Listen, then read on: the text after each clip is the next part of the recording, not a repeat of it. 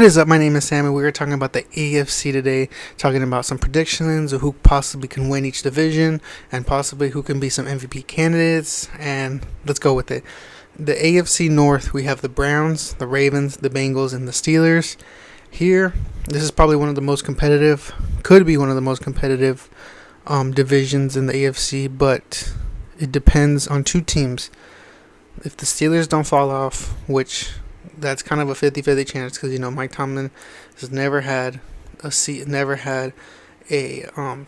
below 50% or 500 over 500. I'm sorry, or below 500.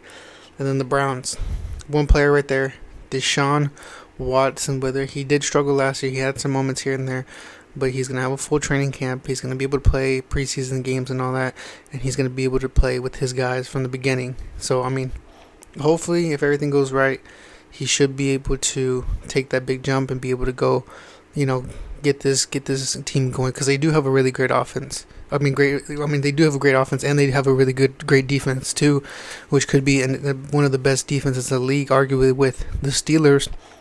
But with my one concern with the Steelers is Kenny Pickett, how much he's going to improve from year one to year two, which, I don't want to say I'm a Kenny Pickett guy, but I think he could be pretty decent.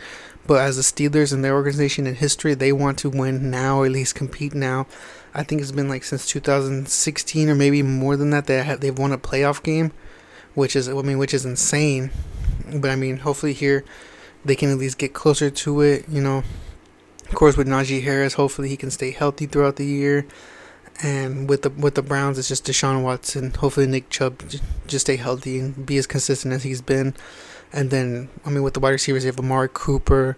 I'm trying to think from the Jets. I can't think of him right now, but he got traded from the Jets. Someone else, I can't think of his name right now.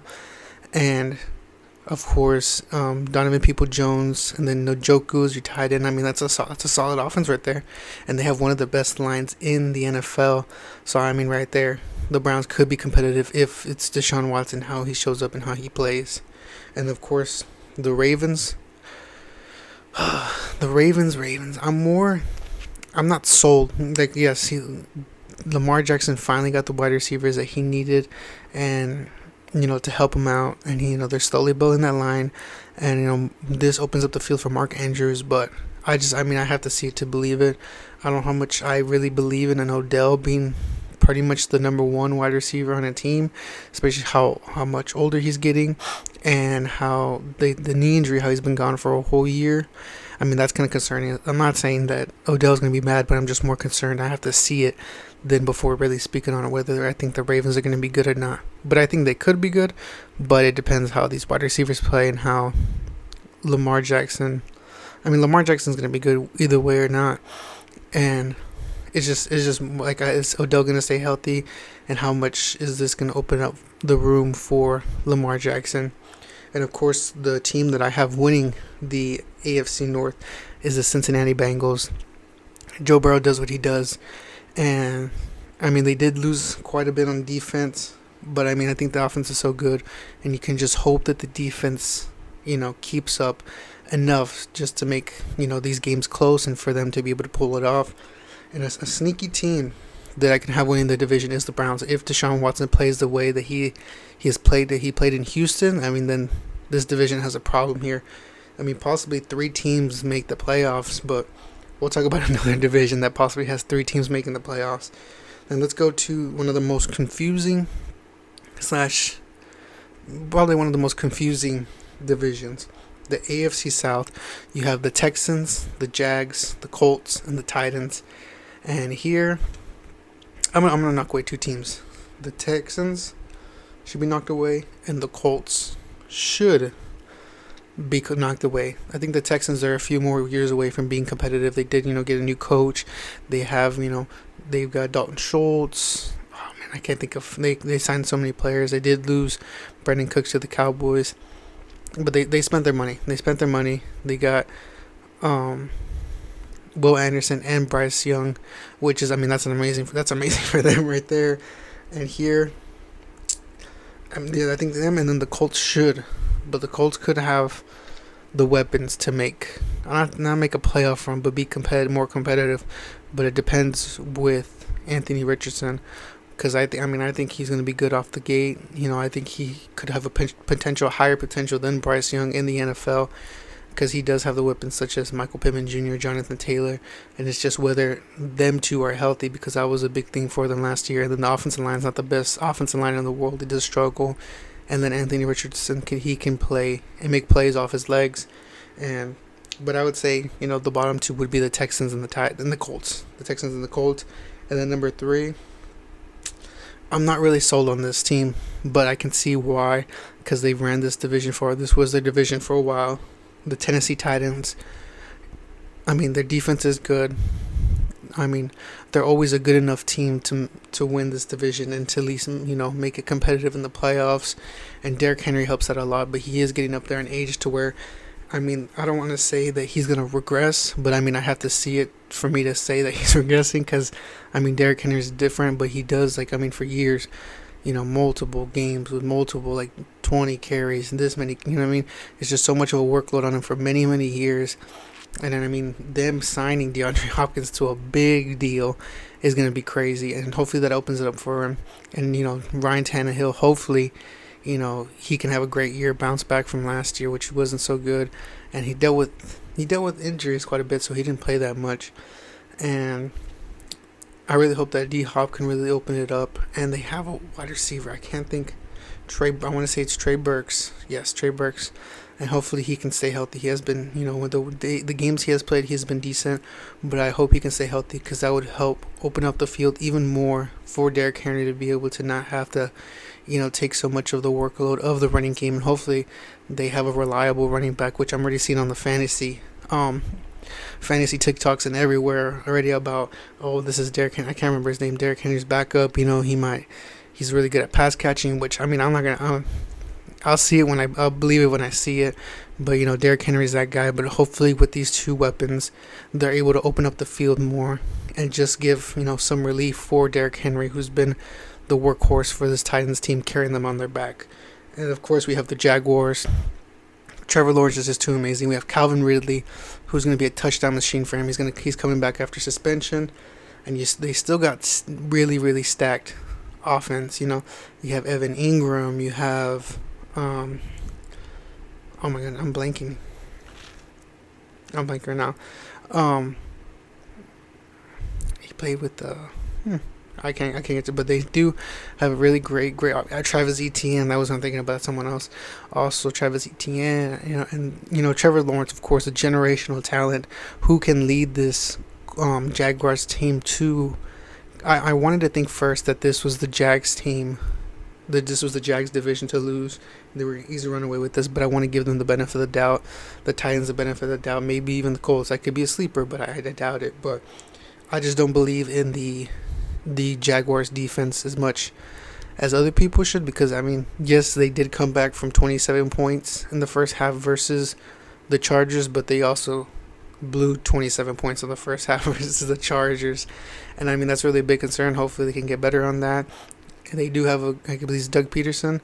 I might be wrong on that. There's a head coach, which you saw from the changes from Trevor Lawrence's rookie year to second year. Hopefully this third year could be a bigger jump for them and make a push. But them winning the division should be a lock.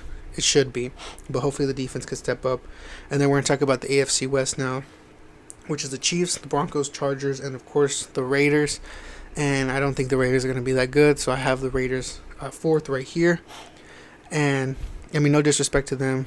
Jimmy Garoppolo, he's great, but I haven't even seen reports recently where saying that if he was cleared or not because of, I believe, the foot, whether he was cleared or not even going to be re-signed. But we're waiting on that, which I don't even think they have. They don't really have much of a quarterback situation. They don't have much. Who are they going to get now off free agency for quarterbacks? Cam Newton. No disrespect, Cam Newton, but man.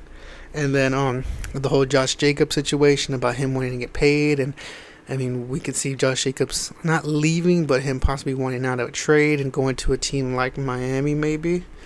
But Raiders at 4. This division is also just really too good. At three, I really struggle with this. because I could see the Chargers being really good. But as a person who's been a Cowboys fan for their whole life, pretty much, Kellen Moore will win you games. Will call great games. Call make great schemes for games. But he will also trick play you out of a game. And I mean, I was a Kellen Moore truther. I was hoping he would get a head coaching job. I wanted to see him, but it was time after time.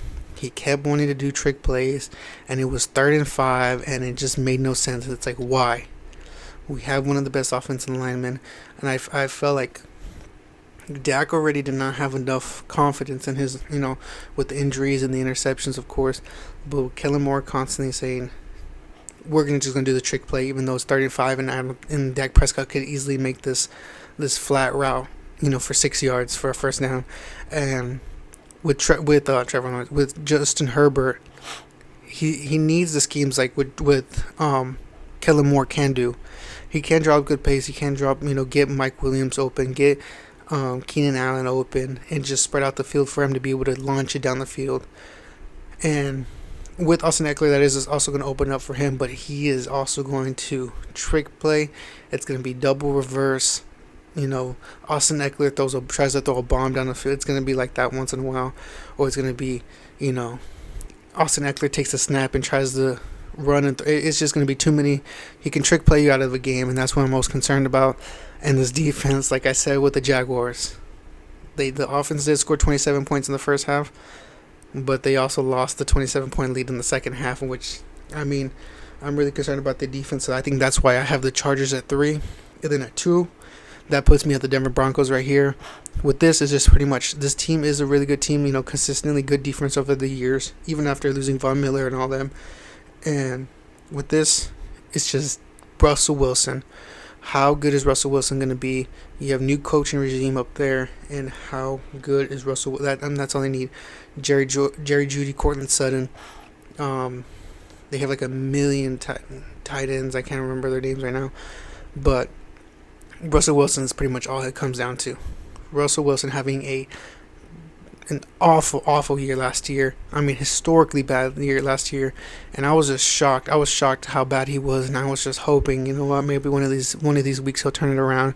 He'll just, this is just a fluke. But it was hard to see last year, and I'm hoping that he will have a bounce back. Second year in the system, second year with the team. Just getting used to everybody, getting more reps, and I'm saying that he will have a bounce back this year and hopefully make the playoffs. But how competitive the rest of the AFC, it's like they got to really be up there. And the team I have winning the division, the Kansas City Chiefs, the reigning defending Super Bowl champions, as much as I'm saying, I don't think they're going to be that much good because they did lose Juju Smith-Schuster, and they lost somebody else. I can't think of their names, but they did lose, a few wide receivers, and they're kind of thin there, which last year everybody said they're kind of thin because they lost Tyreek Hill. And I don't really know what to say. If it's Patrick Mahomes on the field, they have a chance to win every single game and go to the Super Bowl.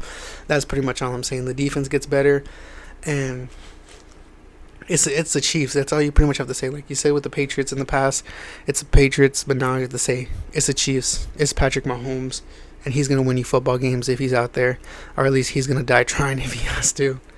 And now let's get to the AFC East, the most competitive division in the AFC, and possibly one of the most competitive divisions in the NFL. This is probably my favorite division to watch because I have, fantasy players and just normal players I love to watch here. The Bills, I'm a big Josh Allen guy. Stephon Diggs, future Cowboy. And hopefully, I'm hoping they can stick together. Their defense was, a little bit Swiss cheesy last year in the playoffs against the Bengals. But hopefully they could patch that up. I don't really want to get much into DeMar Hamlin. I don't think he'll be much of a. Hopefully he can get back on the field. Just do something. After everything that happened to him, hopefully he can just get back on the field. But I know that's going to be the main focus really for everybody in the beginning of the season. But I think the rest of this defense really does need to step up, and I think hopefully they can make some sort of trade, something to help put more weapons around Josh Allen, because Dawson Knox, and they drafted someone else, and they drafted another tight end. Dalton Kincaid. I think that's it. I might be just made up a name right now, but him. You do have Gabe Davis. I think Isaiah McKenzie did walk this off season, but hopefully everybody can step up. Josh Allen learns and takes it personally from losing against the Bengals last year. And for me, I have pretty much two teams winning, but I'm leaning more on one team. But I'll talk about that right now. The team that I think will be last, respectfully, is the Patriots. I think the other teams are just way more better than them. They do have a great defense, but it's just Mac Jones. I don't think he is at the level as Tua, as Josh Allen, and of course, as Aaron Rodgers here. And I think they're just still in the learning phase. They really just need to get the team, more. I don't know. I'm not believing in the Patriots. It is Belichick, but I think these teams are just better at the end of the day. And the next team is the Jets. For me, I do have a TikTok out there, and everyone's probably going to clip this, but I had the Jets, as an old TikTok, I said the Jets were going to win the division. I do not think that right now.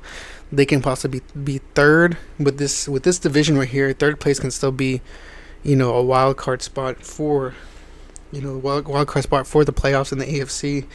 And I'll get to the playoffs right now, but what I'm seeing, it's Aaron Rodgers, but it's year one, so I don't want to take. It might take some development. Sauce Gardner and then Garrett Wilson. Still early. He's still getting some more reps. He's got to get used to Aaron Rodgers being his quarterback. He's had Zach Wilson, Joe Flacco, Michael White as his quarterback, and to Aaron Rodgers is a big step, and especially with adding so much more weapons like Allen Lazard. I think they signed Randall Cobb. And with Bryce Hall coming back and forth from injury, and it's just, I want to believe in the Jets because their defense is amazing, but I don't want to overrate it, which I'm kind of seeing that everybody else is doing. They're kind of overrating that, which kind of made me sit down and think, like, maybe I am, because Aaron Rodgers is getting older, and this could be another Russell Wilson, year one Russell Wilson with the Denver Broncos situation. And the team that I have like a 1A, 1B situation. The Bills are 1B, so that makes the Miami Dolphins 1A. They did get their defense better. They did trade for Jalen Ramsey. I think it's Juwan Howard and Jalen Ramsey, one of the best cornerback duos, not the best, but like one of the best cornerback duos in the NFL. They patched up that secondary as much as they could. And with one person, it's just Tua Tagovailoa. And if he can stay healthy, yes, the concussions were, freak accidents last year, but hopefully if he can stay healthy and was on the pace that he was last year, number one in yards, number one in touchdowns in the beginning, I'm not saying he could run away with MVP, but he can be damn near a top three guy and make a jump and win this division. And, the Dolphins have... Who do they have? They have Jalen Waddle, Tyreek Hill. I can't think of the million. I think they have Jeff Wilson Jr. as their running backs, which, Josh Jacobs there would be pretty nice. But, I'm a real believer in Tua, and I think he can carry this team. I think I'm going to say it. I think he can carry this team to an AFC championship versus the Chiefs potentially. And I think they can be like a top number 1, number 2 seed in the AFC here. And that's how much I believe in.